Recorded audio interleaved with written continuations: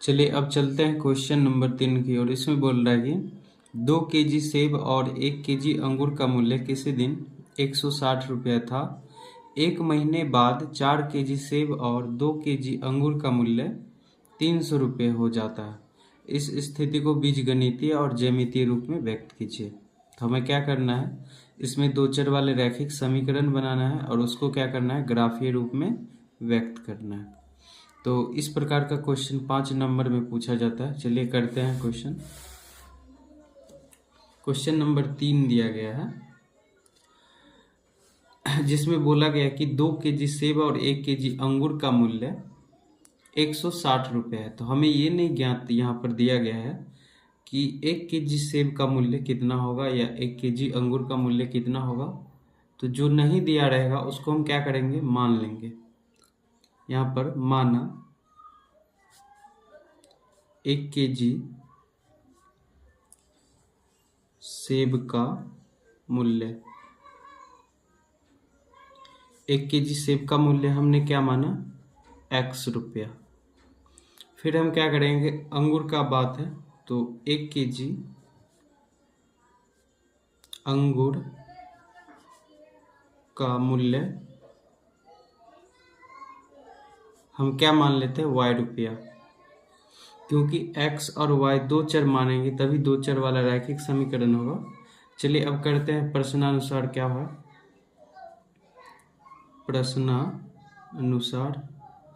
प्रश्न के अनुसार बोला गया है कि 2 kg सेब और 1 kg अंगूर का मूल्य 160 रुपया है।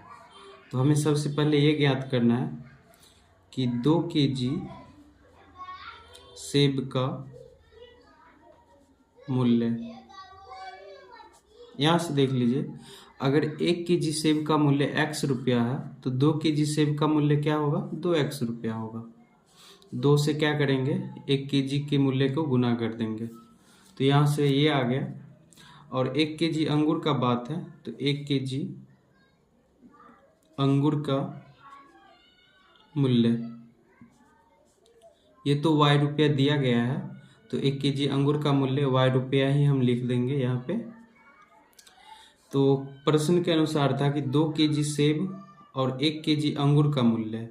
तो 2 kg सेब का मूल्य कितना दिया गया है, 2x। 1 kg अंगूर का मूल्य कितना दिया गया है, y। इन दोनों को रुपया मिला करके कितना होता है, 160 रुपया। तो ये दोनों मूल्य मिलके हो जाएगा 160 रुपया। यहाँ से देख लीजिए, 2 kg सेब का मूल्य, 1 kg अंगूर का मूल्य दोनों मिलाकर होगा 160 रुपये के बराबर। तो इसको हम क्या करेंगे, समीकरण 1 मान लेंगे। ठीक इसी प्रकार हम क्या करेंगे, दूसरा समीकरण बनाएंगे। तो दूसरा समीकरण फिर इसमें बोल रहा था कि 4 kg सेब का मूल्य। तो हम सबसे पहले 4 kg सेब का मूल्य, ये क्या होगा, 1 kg सेब का मूल्य x रुपया है तो 4 kg सेब का मूल्य कितना हो जाएगा, 4x रुपया। उसके बाद क्या दिया गया था कि इसमें 2 kg अंगूर है, यानी 2 kg यहाँ पर 2 kg अंगूर का मूल्य, 1 kg अंगूर का मूल्य दिया गया है y रुपया। तो 2 kg अंगूर का मूल्य क्या होगा, 2y रुपया। ये दोनों रुपया मिला करके होता है 4 kg और 2 kg को मिलाकर होता है 300 रुपया। यानी 4 kg सेब और 2 kg अंगूर का मूल्य मिला करके होता है 4 kg सेब का मूल्य और जोड़ 2 kg अंगूर का मूल्य, ये दोनों मिलाकर होता है 300 रुपया। तो लिख देंगे 300 रुपया। इसको हम समीकरण क्या मान लेंगे, 2 मान लेंगे। अब ये था आपका बीजगणितीय निरूपण, ये पहला और ये दूसरा। इसमें 2 क्वेश्चन पूछा गया है कि एक तो आप बीजगणितीय रूप में व्यक्त कीजिए, दूसरा ग्राफीय रूप में व्यक्त कीजिए। तो पहला पार्ट बन गया है, ये क्या है आपका बीजगणितीय निरूपण। अब हमें क्या करना है, ग्राफीय निरूपण करना है, या उसी को हम क्या कहते हैं, ज्यामितीय निरूपण। तो ये था आपका 2 समीकरण, इसको हमें क्या करना है, ग्राफीय निरूपण। तो इसके लिए हम क्या करते हैं, एक टेबल बनाते हैं समीकरण 1 के लिए और 2 के लिए भी। चलिए आगे करते हैं। तो समीकरण 1 में पहले हम समीकरण 1 ले लेंगे। समीकरण 1 में क्या करेंगे, यहाँ से लिख देंगे इसको 2x प्लस वाई बराबर 160। इसके लिए हम एक टेबल बनाएंगे। यहाँ पर टेबल में यहाँ पर कम से कम हम x और y का कम से कम 2 मान हम लिखेंगे, कम से कम 2, और आप आगे चाहो तो 3 4 कितना भी ले सकते हो, लेकिन कम से कम ग्राफ बनाने के लिए कम से कम 2 मान x और y का लेना जरूरी है। तो चलिए यहाँ से करते हैं। एक बार x का मान लेंगे तो y का मान निकलेगा, एक बार y का मान लेंगे तो x का मान निकलेगा। तो यहाँ से ऐसा मान हमें लेना है कि आपको ग्राफ बनाने में भी आसानी हो। तो चलिए करते हैं। अगर हम यहाँ पर, तो चलिए यहाँ पर करते हैं। यदि हम x का मान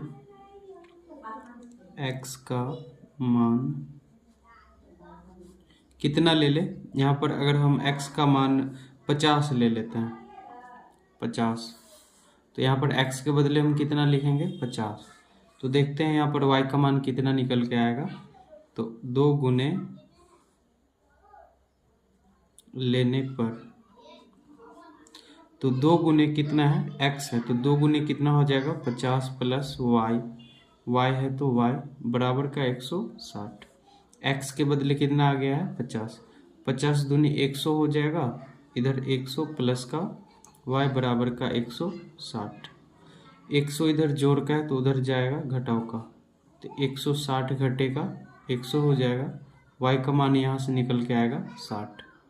तो ऐसा मान लेंगे ताकि x और y का मान में ज़्यादा डिफरेंस ना हो। y का मान कितना आ गया, 60। अब चलिए लेते हैं दूसरा मान। तो यदि हम यहाँ पर क्या करें, y बराबर कितना ले लें, यहाँ पर समीकरण 40 ले लेते हैं। तो यहाँ से हो जाएगा y बराबर 40।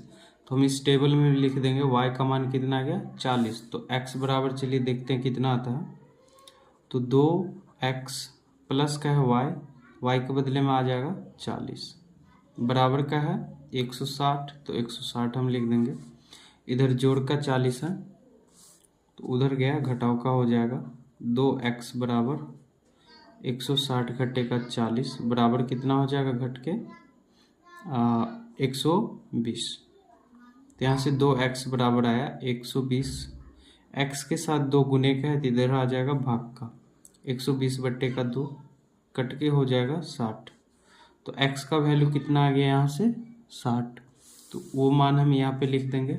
अगर y बराबर 40 लेते हैं तो x का मान कितना आता है, 60। हम ऐसा मान लेंगे ताकि कट उठ जाए, कटने उठने में ज़्यादा परेशानी ना हो। आप कुछ भी मान ले सकते हो वैसे। चलिए अब चलते हैं समीकरण 2 की ओर। समीकरण 2 में, तो समीकरण 2 जो आपको दिया गया है, 4x प्लस 2y बराबर का 300। इसमें हम क्या करेंगे, यहाँ से देख लीजिए। अगर यहाँ पर हम क्या करें, 2 कॉमन ले ले तो यहाँ से हो जाएगा 2x प्लस का y बराबर का है 300, ताकि आसान हो जाए आपको बनाने में। 2 को कॉमन ले लिए, 2 इधर गुने का है तो इधर आ जाएगा भाग का, तो ये हो जाएगा 2x प्लस y बराबर, अगर भाग लगाएंगे 2 से 300 में तो ये बच जाएगा 150। ये आपका नया समीकरण आ गया। अब इसमें हम क्या करेंगे, मान ले लेंगे x और y का। अब हम क्या करेंगे, यदि इसका भी हम एक टेबल यहाँ पर बना लेते हैं।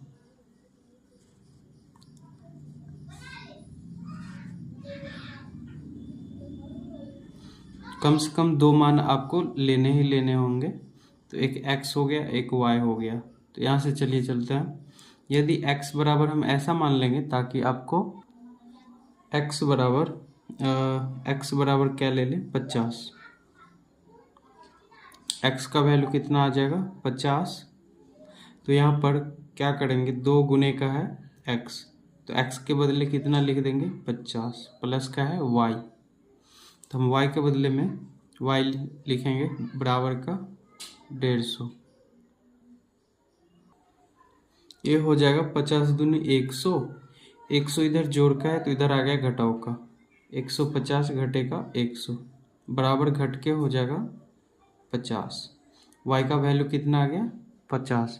जो आया हम यहाँ पर उसको लिख देंगे, y का वैल्यू भी कितना आ गया 50। अब चलिए दूसरा मान हम निकालते हैं।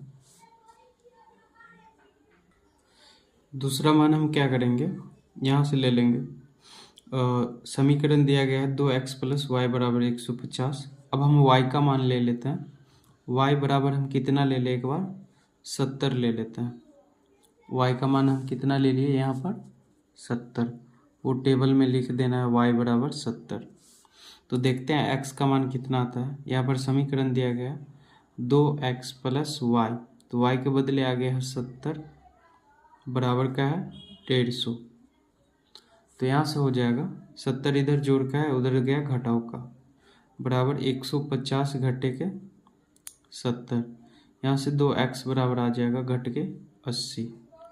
x के साथ 2 गुने का इधर आ जाएगा भाग का, ये कट जाएगा, कट के आएगा 40। x बराबर कितना हो जाएगा 40। तो यहाँ से x के मान आ गया 40। हम क्या किए, समीकरण 1 का भी टेबल ले लिए, समीकरण 2 का भी टेबल ले लिया। अब इनसे हम क्या करेंगे, ग्राफ खींचेंगे। चलिए अब ग्राफ बनाते हैं। तो क्या करेंगे, हम एक x अक्ष और एक y अक्ष लेंगे। तो एक y अक्ष लेना है, तो क्या करना है कि ये मोटे लाइन पे आपको स्केल की सहायता से आप खींच सकते हो। तो यहाँ पर मोटे लाइन पे हमें क्या करना है, लाइन को ड्रॉ करना है। यहाँ से एक y अक्ष बनाना है और एक क्या करना है, x अक्ष बनाना है। ये मोटे लाइन पे ही हमें खींचना है, आप स्केल की सहायता ले सकते हो।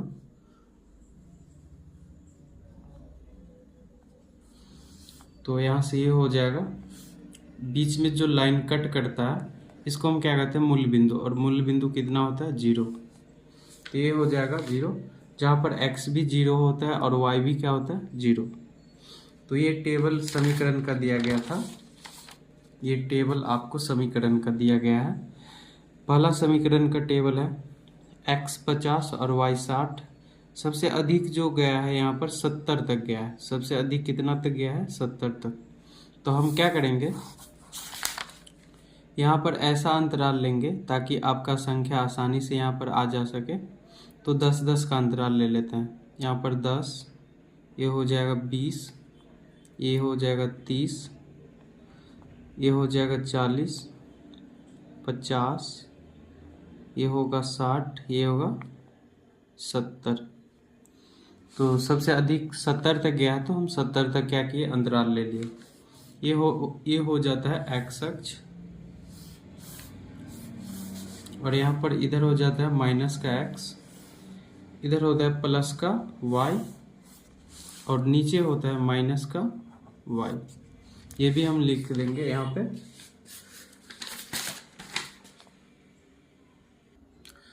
तो इधर प्लस का आ गया, तो इधर माइनस का होगा 10, माइनस का 20, माइनस का 30, माइनस का 40। तो हमें वैल्यू में माइनस का तो दिया गया है नहीं, तो आप माइनस को चाहो तो छोड़ भी सकते हो। इधर है माइनस का 10, माइनस का 20, माइनस का 30, ये हो जाएगा माइनस का 40। तो आप माइनस को छोड़ सकते हो, क्योंकि माइनस का वैल्यू तो वहाँ पर है नहीं, तो हम प्लस वाला लिख लेंगे।